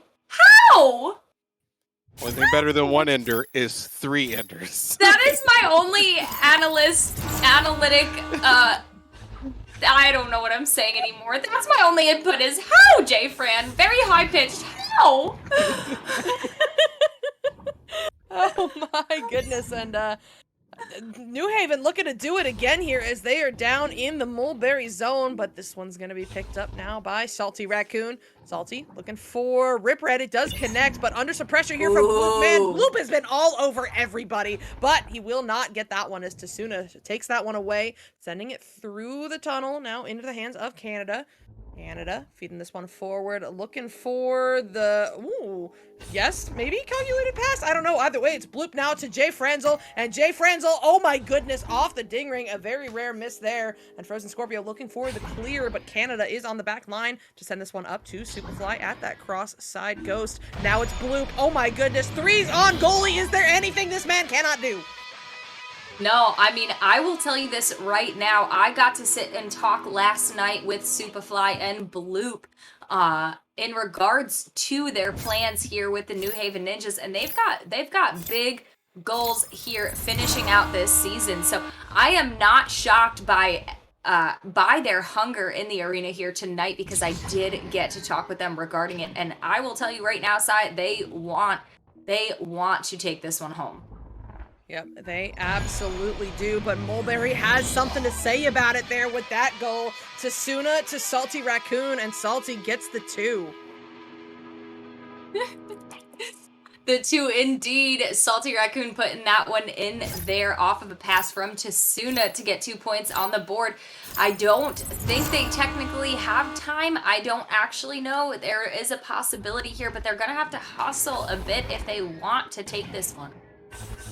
Absolutely. I mean, the clock is not their friend right now. They need to force turnovers quickly, and they need to capitalize on them. As Canada, oh, there we go. The turnovers that they are looking for. Salty Raccoon getting the stun, but not quite the clear just yet. Bouncing back into the hands of Tasuna, who feeds this one forward to Frozen, but I don't know, you forgot something there, bud. Bloop happy to pick that one up and send it over cross. Looking for Superfly, but instead it is a Rip Red in the area. Rip Red not able to get that one through either, but Frozen Scorpio is there to pick. I'm just kidding. I can't read. Queen, it's contagious. Salty Raccoon gets this clear through the tunnel as it bounces off the wall into the hands of Superfly. Superfly now to Rip Red. Rip Red gonna lose this one to Jay Franzel. Jay Franzel looking for the long heave there off the shield, but Superfly is happy to finish the job. And still get the 3 points nonetheless. I mean, that is a great job there coming in from the New Haven Ninjas. Able to capitalize even on their missed shot, maintain that possession there, and get 3 points on the board with only 1 minute and 57 seconds left on the clock now. Yeah, not much time indeed, but Mulberry is going to look to make the most of it regardless. Oh my goodness, what a turnover here forced by Bloop. Bloop in the midfield, sending this one low cross into the hands of Breezebo. Breezebo on the floor sends this one over to Jay Franzel. Jay Franz looking to push in, maybe looking for Breeze. Not quite going to find him though, as this is going to be slapped out here by Salty Raccoon. Up high, off the ceiling, into the hands of Frozen Scorpio, who feeds it through the tunnel. It's a stack race. It's an opportunity if they can get there first. And Frozen Scorpio, oh no, going to miss that one. And that is going to be an opportunity here for Tasuna instead. Tasuna on the wall, feeding this one low to Rip Red. Rip Red looking to send it right back, but Jay Franzel has that one red. He'll get the stun and the clear. This is going to go all the way through into the hands of Rip Red. Oh, no. But he's not going to get rid of it fast enough as Canada gets the 3. Yeah, a bit of a stack race there. Mulberry Reverb making it back to the disc. Just a few moments before New Haven Ninjas come rushing in, stun them out, and take the 3-point shot and make it. Great work there, and we have got 50 seconds left here in quarter 4. It is going to be Rip Red now picking this one up off the bow tie, sending it low into the hands of Tasuna. Tasuna driving in, one last cut, and the stun does not matter as Rip Red secures the points. Yeah, that was a beautiful push there. And what a pass from Tasuna. Rip Red just cutting in front of goal, able to get a quick slap for the 2 points and bring this back to a 19-point game. But we are out of time here, Sai. Oh, but enough time to put a few more points. Oh, just kidding. I shouldn't call that early, man. I just did the Dimwee. Dimwee did that all last week. Oh my goodness! Oh, now it is. I was just calling it early. I was calling it early, okay? Oh my goodness, she's just predicting fortunes out here as the final points do in fact go to the Mulberry Reverb. Might be too little too late, but that shot was pretty. And it is New Haven Ninjas taking this final game for us here this evening, 49-33 over Mulberry Reverb. And way to finish up the night. And Miss Cleo, well done to you as well, predicting the future and the things. Oh, thank you. all the things. We got to talk. So, because I got some bets coming in for the NFL season, and I mean, I think you could really help me out here, if you have some time to set aside, ma'am.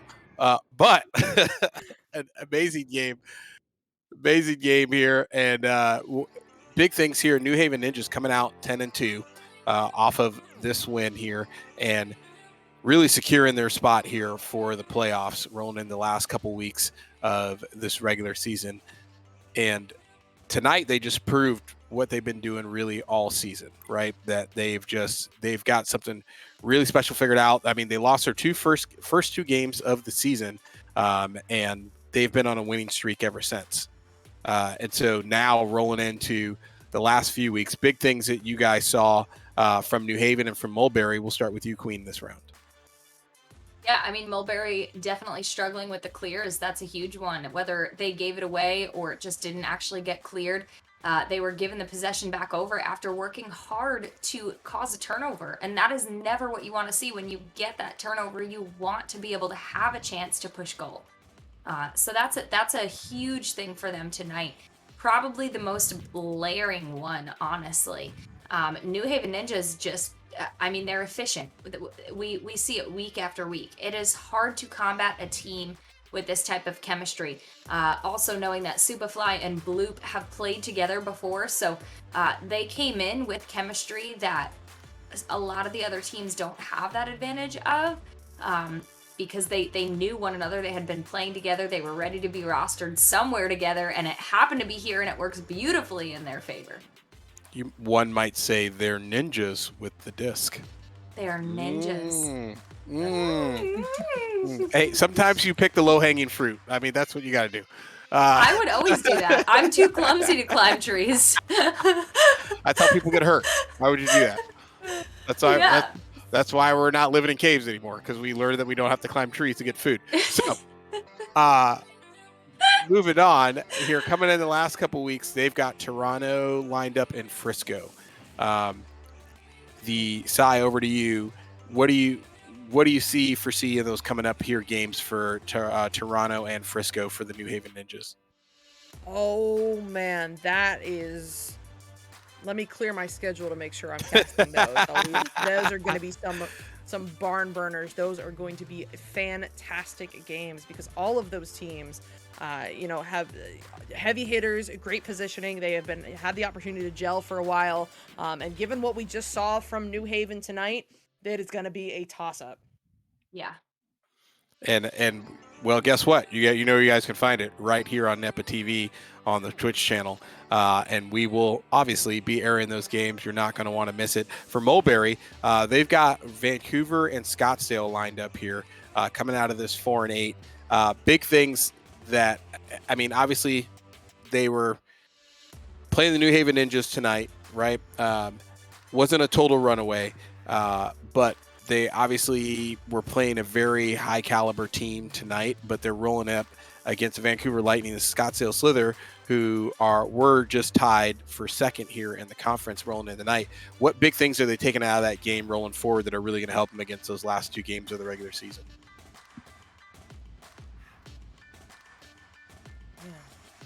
Bueller? I'm struggling to think of one thing because I want to say everything.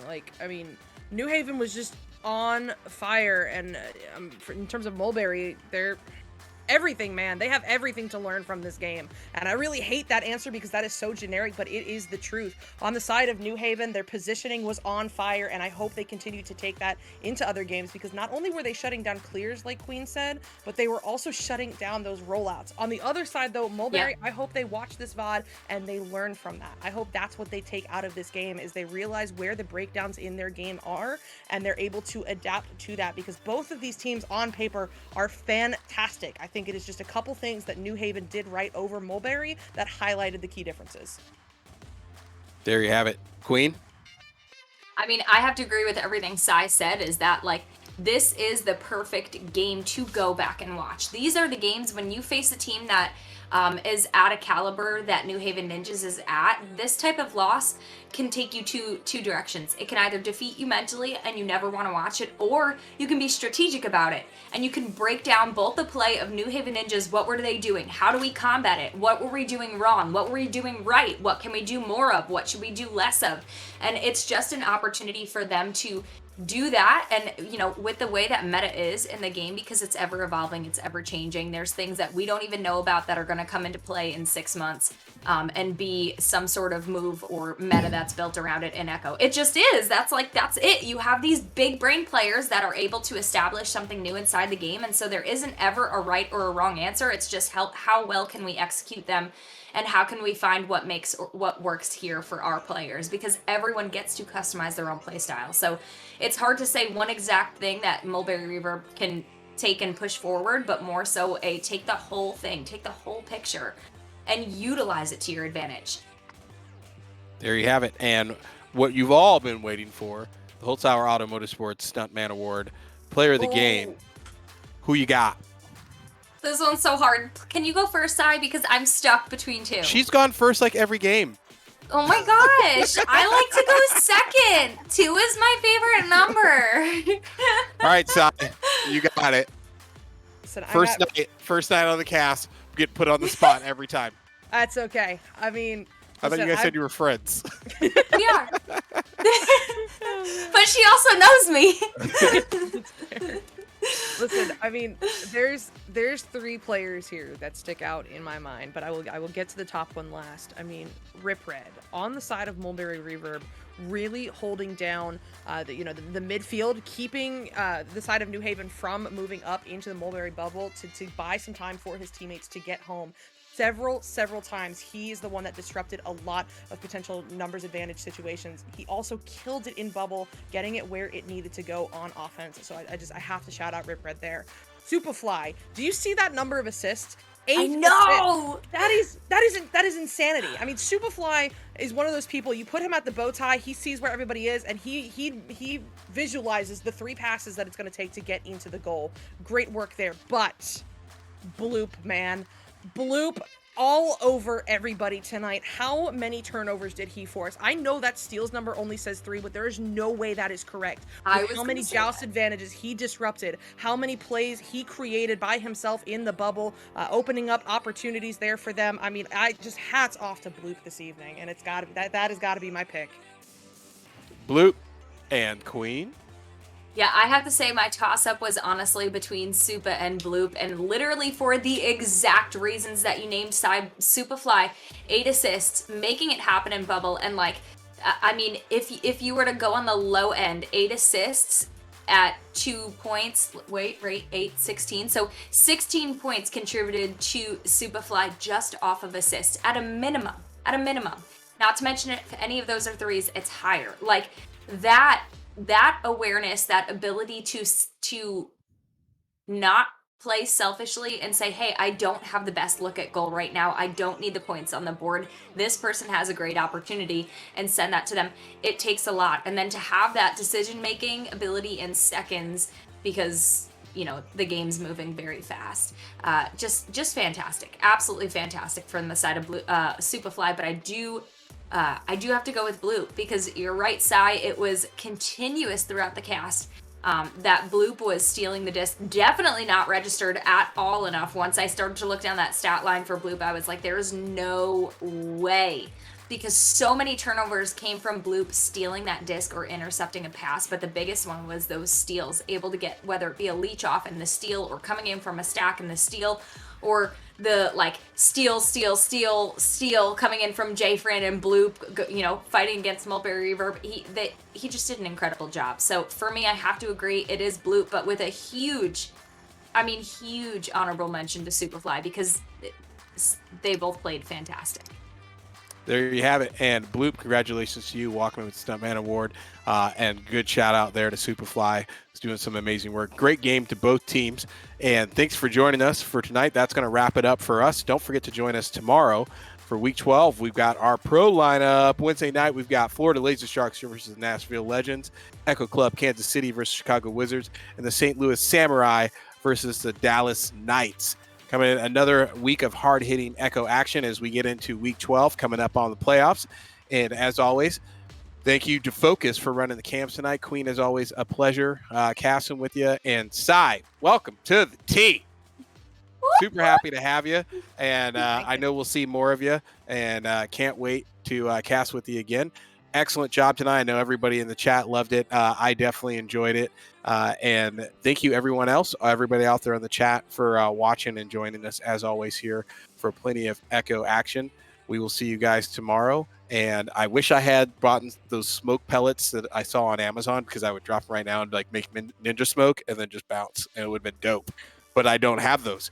So you'll just have to imagine. Listen, you've got a few more weeks left, so Amazon Prime is a thing, and you should probably work on that. There's still time. Still time. All right. We will see you guys tomorrow night. Don't forget to join us. We're out.